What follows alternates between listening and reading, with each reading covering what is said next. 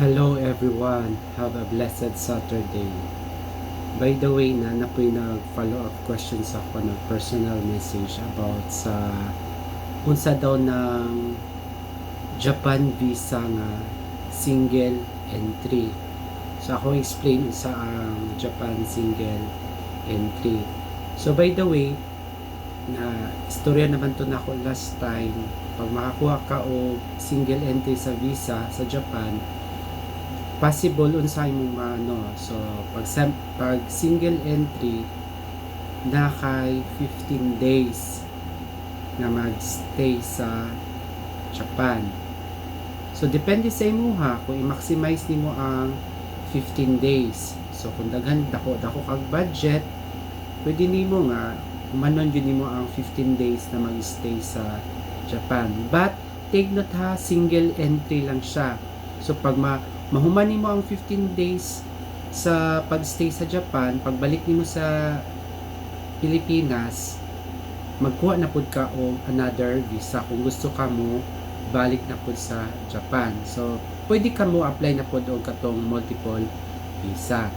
So ang single entry, by the way, sa Japan visa na siya validity 3 months lang na siya. So, kung sa may pasabot sa 3 months. So, pag-release sa imuhang visa, na siya'y 3 months. So, kailangan within 3 months, makaadto na ka og Japan. So, pag dili nimo magamit ang imuhang visa, within 3 months, mag-lapse na siya, ma-valid na to siya. So, ma-invalid na to siya. So, ang ibig sabihin ana na mukuha na pud ka og another visa. So, sayang siya. So, advice na ako kung makapuhon, tanan man gyud ta. Labi na kato mga trabaho, na-sustain ang ilahang income. So, nanagitay time nga mag-relax, night time na do spend nato atong sarili, i-treat nato atong sarili. So one way na ato ang dream gyud nga makaadto sa Japan. So kato, first step lang sa kuhaon sa ninyo ang Japan visa for single entry. So kung dili gyud kaya, take note ta, di ba inayon ko nga 15 days. So kung medyo limited lang atong budget, pwede naman nimo i-lesser imuhang number of days pag-stay sa Japan. Pwede ka mag-stay 3 days, 5 days, 7 days, 9 days, 15 days. So, kung gusto nyo ka isulit ang mga pag-stay sa Japan, isulit na lang 15 days. Pero kailangan talaga enough na budget. Kay kabalo man ta sa needs.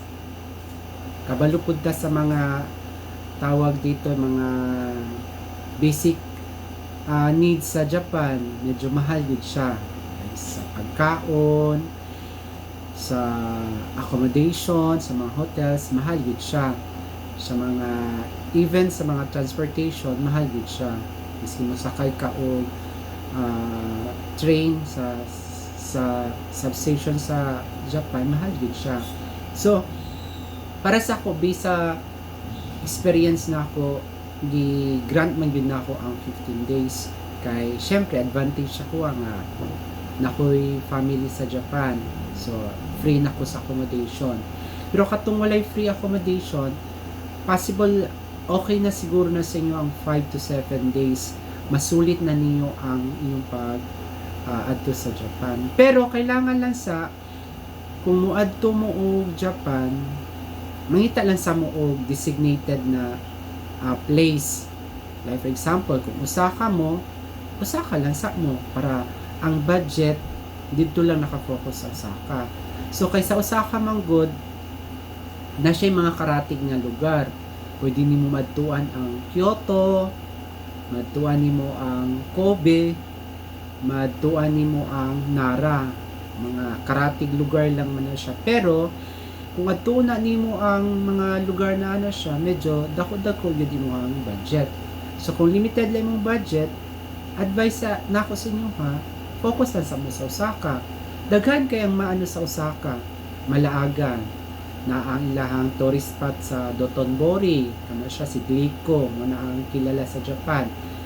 Osaka Castle, Harukas, Universal Studio Japan, tapos na yung Umeda, tapos daghan pang mga templo diya sa Namba. So masulit gud nimo ang 5 to 7 days pag-stay sa Japan. So mo to ang itawag nato o single entry. So nalang kay allotted na 15 days na mag-stay sa Japan for single entry. So pag makabalik ka sa Pilipinas, mangita na pud ka og another visa kung gusto ka mo balik. So advice na ko sa inyo is kana magpundot ta og enough na budget para sa sunod natong balik. Kung mahuman na ka sa Osaka, pwede na pud ka sa Kyoto, Kobe, Nara, pwede ka sa Tokyo, magsakay og Shinkansen o kung dagan jud ka og budget. So mo na ang gitawag og travel. So syempre pag mag-travel ka, kailangan man gyud nato ang enough na budget. So hoping kining akong paghatag pagtubag sa nangutana sa ko sa ang single entry visa. So again, ang single entry visa nalang kay 15 days allotted na magstay sa Japan. Tapos kanang single visa also na siya validity for 3 months. So kailangan within 3 months mo siyang magamit. Kung dili mo siya magamit, ma-invalid na siya. So magkuha na po kag another visa. So again, thank you sa pagpaminaw o keep safe everyone. God bless us all. Bye bye.